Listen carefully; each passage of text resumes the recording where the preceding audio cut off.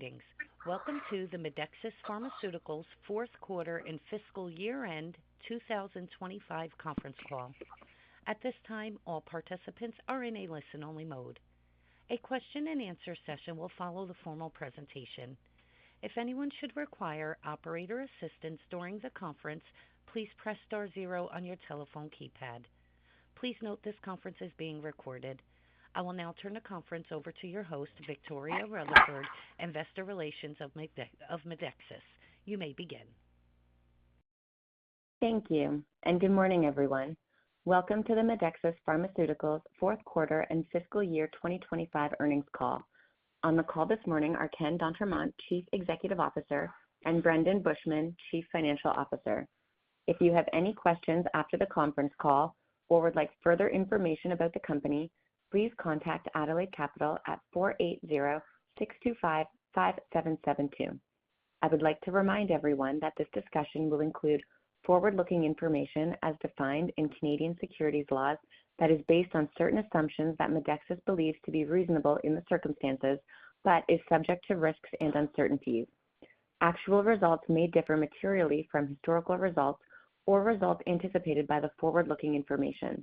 In addition, the discussion will also include non-GAAP measures such as adjusted EBITDA margin, and adjusted gross margin, which do not have any standardized meaning under IFRS and therefore may not be comparable to similar measures presented by other companies. For more information about forward-looking information and non-GAAP measures, including reconciliations to net income and loss, please refer to the company's MD&A, which along with the financial statements are available on the company's website at www.medexus.com and on SEDAR+ at www.sedarplus.ca. As a reminder, Medexus reports on March 31st fiscal year basis. Medexus reports financial results in U.S. dollars, and all references are to U.S. dollars unless otherwise specified. I would now like to turn the call over to Ken d'Entremont. Thank you, Victoria, and thank you, everyone, for joining us on the call today. The last few months have been an exciting and dynamic time at Medexus as we have begun the commercialization efforts for Grafix, the brand name for treosulfan in the United States. I'm pleased to report that Medexus achieved $0.6 million of product-level revenue for Grafix in fiscal Q4 25 after becoming commercially available late in February, relative to $2.7 million of Grafix personnel and infrastructure investments in the quarter, and our preliminary estimates indicate that we have already generated over $2.5 million of product-level revenue in fiscal Q1 26. We continue to expect that Grafix will be accretive to quarterly operating cash flows by fiscal Q4 26, that's calendar Q1 26. Although we continue to assess the strong market response and performance of key indicators for any updates to this expectation. We continue to expect that annual product-level adjusted gross margin of Grafix will ultimately be approximately 80%, although as a preliminary estimate, product-level adjusted gross margin will be slightly higher in the initial months after commercial launch, primarily due to the evolving reimbursement dynamics for the product. Our fiscal Q4 net revenue was $24.8 million, a decrease compared to $26 million for the same period last year. Our fiscal Q4 25 adjusted EBITDA was $2.3 million, a decrease compared to $4.4 million for the same period last year. This decrease was primarily due to $2.7 million of Grafix personnel and infrastructure investments over the quarter to support our commercialization efforts for the product. Our net income of negative $0.6 million for the quarter is a decrease from the positive $0.8 million for the same period last year. And negative operating income of $1.2 million is a decrease of $2 million compared to positive $0.8 million for the same period last year. Again, the decreases in these metrics are primarily due to the investment we are making in Grafix commercialization efforts at this time. We're also proud of the financial results we're reporting for our fiscal year 25. We achieved record adjusted EBITDA and record net income in fiscal year 25, both primarily due to effects of our ongoing financial discipline efforts and further supporting the stability of our base business, base portfolio. Our fiscal year 25 net revenue was $108.3 million, which compares to $113.1 million in fiscal 24. We reported adjusted EBITDA of $20.2 million for fiscal year 25, which compares to $19.5 million in fiscal year 24. We also produced a net income of $2.2 million compared to negative $0.2 million in the fiscal year 24.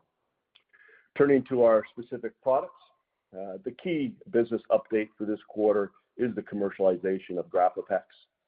We initiated the execution of a commercial launch of Grafix in the first half of calendar year 25, with product commercially available in the United States in February. The launch, which was originally expected to occur in April of 25, followed swiftly on the FDA's approval of the product in January, allowing us to begin generating product-level revenue earlier than originally planned. We have seen a positive market response to Grafix to date, with progress consistent with our expectations. 4 large commercial players, together covering an approximate 34 million patient lives, and 12 individual healthcare institutions representing 7% of the 180 transplant centers in the United States, have made positive formulary inclusion determinations. This is a promising indicator of the product's commercial potential. An additional 15 payers have added Grafix on their prior authorization list. Wholesaler data shows that 34 of the 180 transplant centers have already ordered Grafix for procedures in their institutions. We are very happy with Grafix product performance to date. The response from the market and the attention of treosulfan from the medical and scientific community has been excellent. In Canada, unit demand for Trecondyv, the brand name for treosulfan in Canada, grew by 70% over the trailing 12-month period ending March 31st, 2025. To date, British Columbia, Ontario, and Quebec have executed listing agreements to reimburse Trecondyv in those provinces following a positive PCPA decision in November of 24. IXINITY unit demand in the United States increased by 1% over the trailing 12-month period ending March 31st, 25. We expect that unit demand will remain relatively stable, with only slight continued decreases in the near term. Rupall unit demand in Canada increased by 14% over the trailing 12-month period ending March 31st, 25. Rupall's market exclusivity, granted by Health Canada, expired in January 25. Rupall has now begun to face generic competition in Canada, and we have initiated a strategy to support the product in this context. Rasuvo unit demand in the United States and Metoject unit demand in Canada both remain strong during fiscal Q4 25, although the factors we have discussed in the past continue to affect product-level revenue. I will now turn the call over to Brendan, who will discuss our financial results in more detail. Thank you, Ken. We are thrilled to be posting record adjusted EBITDA and record net income for our fiscal year 2025 as we continue to realize the benefits from our ongoing financial discipline efforts and streamlined capital structure. Net revenue for fiscal Q4 2025 was $24.8 million, a decrease of $1.2 million compared to $26 million for the same period last year. Net revenue for the full year was $108.3 million, a $4.8 million decrease compared to $113.1 million for fiscal year 2024. The decrease in fourth quarter revenue is primarily due to the timing of customer buying patterns of IXINITY, which we previously disclosed as having a $2 million beneficial impact in fiscal Q3 2025 and has had a proportionately negative impact in fiscal Q4 2025. This was offset by $0.6 million in revenue from Grafix realized during fiscal Q4 25.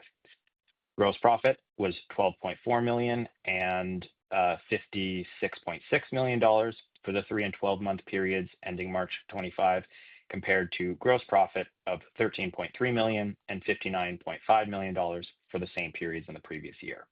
Gross margin was 50.2% and 52.2% for the 3 and 12-month periods ending March 25, which are comparable to the 51.2% and 52.6% for the same periods in the previous year. Selling, general, and administrative expenses were $12.2 million and $43.2 million for the 3 and 12-month periods ending March 25, compared to $10.4 million and $44.9 million for the same periods in the previous year. As Ken mentioned, we have begun making more significant investments in personnel and infrastructure for the commercialization of Grafix, which are reflected in those SG&A expenses. These investments totaled $2.7 million and $5.2 million for the 3 and 12-month periods ending March 25, and are expected to stabilize at around $3 to $4 million for fiscal Q1 2026, and then around $4 million per quarter thereafter. Adjusted EBITDA for the 3 and 12-month periods ending March 31st, 25 was $2.3 million and $20.2 million, compared to $4.4 million and $19.5 million for the 3 and 12-month periods in the prior year. The $2.1 million decrease in quarterly adjusted EBITDA was primarily due to the $2.7 million of Grafix personnel and infrastructure investments discussed earlier. Net income for the 3 and 12-month periods ended March 31st, 25 was negative $0.6 million and positive $2.2 million, compared to net income of positive $0.8 million and negative $0.2 million for the same periods last year. Cash on hand of $24 million at March 31st, 2025, compared to $8.4 million at December 31st, 2024, and $5.3 million at March 31st, 2024. The primary factor in this net increase in cash was Medexus' completion of a public offering of common shares in January 2025. We continue to generate cash from our operating activities, with operating cash flow of $2.3 million and $24 million for the 3 and 12-month periods ending March 25, compared to $1.6 million and $18.7 million for the 3 and 12-month periods in the prior year. As of March 31st, 2025, we had a combined $37.6 million outstanding under our 2 BMO credit facilities, which consist of $3.5 million drawn under our revolving credit facility and the remainder outstanding under our term loan facility. In fiscal Q1 2026, we entered into amendments with BMO, allowing for partial principal repayments and adjustments under our term and revolving credit facilities, as well as adjustments to the interest rate and financial covenants. These actions lowered our quarterly principal payments from $3.3 million per quarter to $1.1 million per quarter, and meaningfully reduces our interest expense. Looking forward to fiscal year 2026, we are in a great position to support our growth strategy, while funding with cash on hand the $15 million remaining regulatory milestone that is payable under our Grafix agreement, particularly given the favorable payment terms we negotiated in the 4th Amendment we announced in December 2024. As always, there can be variability in quarter-to-quarter results, but we look forward to continuing to build the company and its portfolio in the coming quarters and beyond. Operator, we will now open the call to analyst questions. Certainly. At this time, we will be conducting a question-and-answer session. If you would like to ask a question, please press star 1 on your telephone keypad. A confirmation tone will indicate your line is in the question queue. You may press star 2 if you would like to remove your question from the queue. For participants using speaker equipment, it may be necessary to pick up your handset before pressing the star keys. One moment, please, while we poll for questions. Your first question for today is from Andre Udin with Research Capital. Thanks, Operator. Hi, Ken and Brendan. Just looking at the initial launch of Grafix, it looks decent so far. Can you discuss some of the physician feedback that you've received so far, and has there been any pushback relative to using busulfan? Thanks. Thanks, Andre. Yeah, so the physician level feedback to date has been very positive. The initial uses that we saw in Q1 were primarily pediatric patients, which was expected. That's where there is the greatest need for Grafix. And now that formulary inclusions are happening, we're beginning to see the adult patients as well, which is also expected. I would say that, as expected, treosulfan is a significant advancement in this space where there's been little advancement over decades.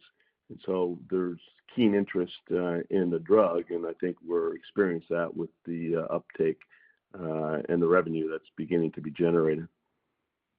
Okay, that's great. And so can you also, just looking at your business development pipeline in terms of progression, do you have anything that you think could possibly fill in for Gleolan and terbinafine, or is the sole focus right now the Grafix launch?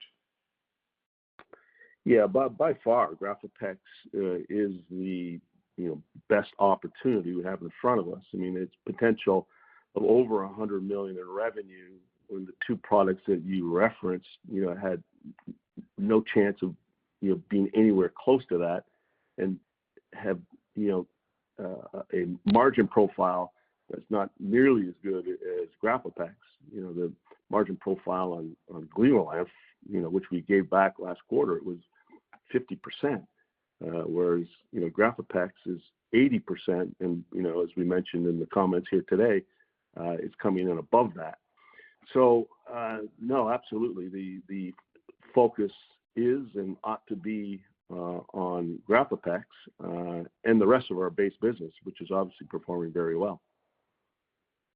Thanks, Ken.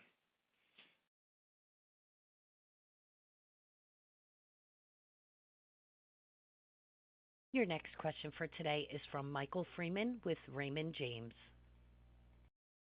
Hey, good morning, Ken and Brendan. Congratulations on the strong early launch. This is really encouraging. These are encouraging numbers. I wonder if we could talk a little bit more about the launch. If you could, as much as you can, share the ordering patterns that you're seeing now, like perhaps rates of reordering. And another question related to coverage. You mentioned that there are 15 payers that are now covering the drug under prior authorization. What will it take? What generally does it take to move payers like that from prior auth to full and direct coverage?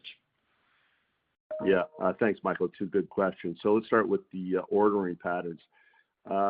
Ordering patterns are kind of as we expected. I mean, as you know, we launched this drug in Canada some years ago, and we saw pediatric patients being the first.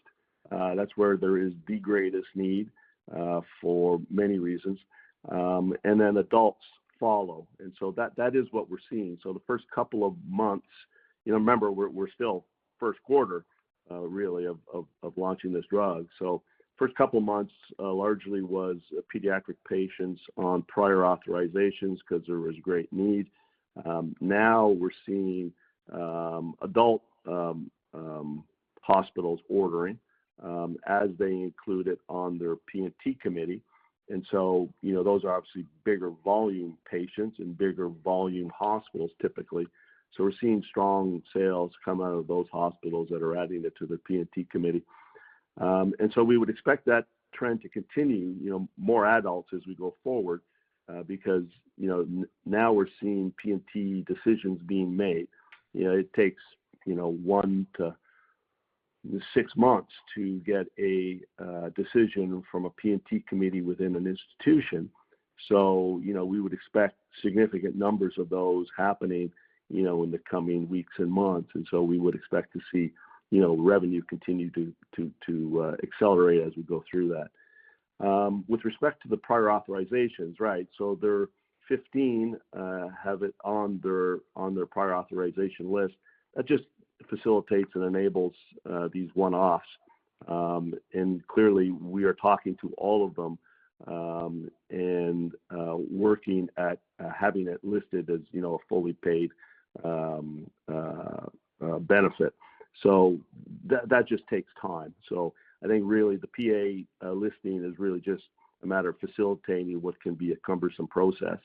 And then as we go forward, a full listing just makes access that much easier. Excellent. Thanks, Ken. On the ordering patterns, you suggested that, or I guess you mentioned in the press release that 34 of 180 transplant centers have already ordered Grafix. Do you have the numbers on the number of centers that have reordered the drug? We do. I don't have them off the top of my head, but it is significant. So, most of the orders, have each month the number of orders have accelerated, and therefore we are seeing more and more reorders also. So it seems to be that a hospital that places a first order tends to accelerate their order pattern as we go forward. Okay, thank you. And just briefly on IXINITY, I wonder if you could speak to your view on the durability of IXINITY sales. You guys have done very well at it on improving the COGS for this drug, and this appears to be, this is looking more durable than we had originally expected. I wonder if you could just provide an outlook there. Yeah, I think you're right. We've been cautious with IXINITY because we've seen some ups and downs over the quarters. And now we're seeing, good, durable demand, which obviously is the key driver for the drug. And, it's plus or minus 1% or 2% quarter to quarter. So it has been quite steady and durable. The pediatric indication, I think, has helped to some degree. So that's been good news. And, I think just going forward, we just see a steady kind of durable product for us. And, the team has done a great job, even with fewer resources. They continue to do a really good job. All right. Thanks very much. I'll pass it on now. Your next question for today is from David Martin with Bloom Burton. Good morning. First question, for the payers that require prior authorization, what are the conditions that must be met for the reimbursement of the drug, and how quickly are the authorizations being turned around? Hey, David, good question. So we're not seeing any limitations, and so no limitation of dose. Some of the full listings, have stuck to the label, which was, fully expected. But the prior authorizations, we're not seeing any real limitations. Price has not been an issue, so they're happening relatively quickly. Do recall most of these are with pediatric patients where there's a great need. You mentioned price. Are you getting the full wholesale acquisition cost, or are there adjustments to net price? Yeah, it's a great question. So price is coming in above expectations. So we had expected a certain gross to net, and we're actually doing significantly better than expectation. Okay. And then lastly, are you tracking performance at the call point level? For instance, how many doctors and treatment centers have been called on, and what % of them are using Grafix or have said they will? And if they do start using it, say, for pediatric patients, initially, is it all pediatric patients or a subset of them, and how do they decide which ones they will treat and won't treat? Yeah, great question. So the reach, first question I think was reach. It's been excellent. We have access to these hospitals has been very good, which was expected. This is an innovative product, and they do want to know about it and have access to it. So access has been really quite good. Your second question, just remind me, please. So, how many centers and how many doctors have you called on, and what % of them are using Grafix or have said they will? Yeah, so the number of called on, remember there's 180 transplant centers.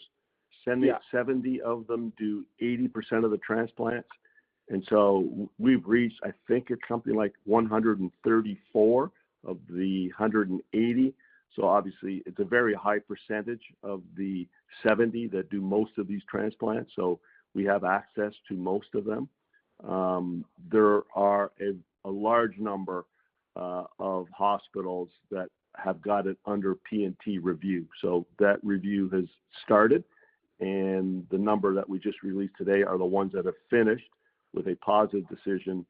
I don't believe we've had any that have been negative. So it's being added to formularies as we go forward. And then will they pick and choose patients who they treat with it, or will it be all patients? How do you see that? Yeah, we expect to get a share of patients. And so I think, we've said historically that our share in Canada of pediatric patients is currently about 60%, 60. Okay. And we would expect that our share of adult patients should end up being 25 to 35%. So that's kind of the number. And so, yes, they will stratify the patients based on their condition and their comorbidity index primarily.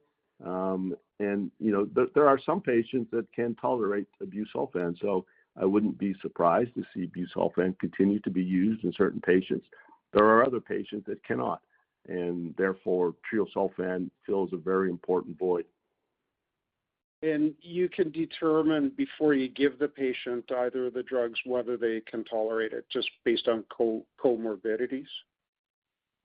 Yeah, correct. So the pivotal study and other studies that have been done since, looked at comorbidity index of these patients. Remember, these are quite ill patients. They have leukemia in most cases. And they also have other conditions. And so if their comorbidity index is high, that means that their organs may not be able to tolerate a more toxic conditioning agent like busulfan. Therefore, there's a need for a less toxic but equally effective drug like treosulfan. And so, those patients it's expected that those patients would do better on the reduced toxicity conditioning agent, which is treosulfan. Got it. Thanks. That's helpful. Your next question is from Scott Henry with ADP. Thank you, and good morning. I guess just for starters, $2.5 billion in first quarter 26 is an impressive number. I just want to make sure I'm thinking about this right. That would seem to imply a $10 million run rate already, and assuming sequential growth quarter over quarter, an even better number than that for 2026. Just in general, is that the right way to think about how this launch is progressing? Yeah, thanks, Scott. Exactly. I mean, that is how we're beginning to think about it, that the run rate is faster than we had anticipated. And so, yes, as we go forward, we would expect acceleration of the revenue, due to better access by P&T committee approvals. And so, yes, if you just straight line where we are today, we do 10 million in this year. But clearly we're in the very early stages of a launch, and so you would expect that each quarter will be sequentially better. That's why we've stated at the very beginning that we would think by our fiscal Q4, treosulfan or Grafix in the U.S. Will be accretive, and we still very strongly believe that. Clearly, you can see the trend is very positive in that regard. Okay, great. Well, congratulations on that. That's an impressive start. When I look at some of the metrics you give, 34 of 180 transplant centers, how would you expect that to increase through the year? And, at peak, would you expect to be in almost every transplant center? Just trying to get an idea of, is that a metric you'll give us on a regular basis, and how we should expect to see that grow? Yeah, so the metrics we put out today, we expect to repeat until they're no longer relevant. So we will continue to update on those metrics. The number of hospitals ordering obviously is really important, and we've shown, total number of total hospitals that do transplants. The really important ones obviously are the top 70, where we, obviously have a better percentage of those hospitals who are already ordering. And so we'll keep putting that data out because I think that really will, give an indication of the uptake of the drug and how the future ought to unfold. And I think in our view, it's still very early going, so we feel really good about this fiscal year and the uptake for Grafix and versus expectations. It also gives us a good and high degree of confidence, in the peak sales target, in that, it's launching the way we had expected, if not better. And therefore, we feel confident that, eventually it will become, a really important standard of care in the U.S. as it has in every other territory where it's been launched. Okay, great. And just the medac agreement, are those terms final? I know there was some, question about a couple of the terms. Yeah, correct. So we'd always been guiding that we thought that the label earned them the $15 million milestone payment, and they have now agreed with that. And so we are in the process of making those payments over the schedule that Brendan described. Okay, great. Final question, just on some of the other base franchises, Rasuvo and Ixinity in the U.S., and then Rupall. My expectations for 2026 are, slight declines in those franchises, maybe 5% to 10%. Is that the right way to think about those kind of base franchises, or anything that perhaps I should be factoring in? Thank you. Yeah, no, I think that's the right way to think about them. We considered those franchises as mature at this stage, so they're getting some support, but we're not attempting to grow them aggressively. We're looking to defend them and maintain them. So, yeah, flat to slightly declining, I think, is the way to think about them. Obviously, we pointed out the generic competition has arrived for Rupall. So the team is working hard to defend our position, and they're doing a good job of that. And we are seeing the molecule continue to grow. So the molecule keeps growing, but our share, obviously, we're going to start to split it with the generic. Okay, great. Thank you for taking the questions. Your next question is a follow-up question from David Martin. David, your line is live. Yeah, just a quick one. The 0.6 the 0.6 million in Q4 and the 2.5 in Q1, does that reflect use of the drug at the patient level, or is any of that inventory build? Yeah, David, both. So the 0.6, and all those numbers are ex-factory, so those aren't demand numbers that we gave you. They're ex-factory numbers. So the 0.6, yes, was the pipeline load, but it also, there were 2 orders in that quarter, so they pulled through the inventory quite quickly. And then the 2.5, again, it's ex-factory, but we are seeing that demand and ex-factory are tracking very nicely together. So there's no kind of a load in the channel. Okay, great. And then I do have one other one related to the last question you had.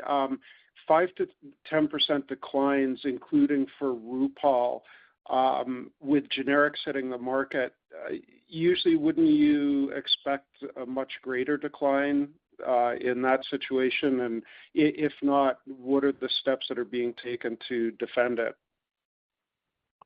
Yeah, typically, in this generic situation, we only have private reimbursement. So that actually benefits us in this situation because there's not as many forced substitution situations. So there is no strong push to substitute brand with generic.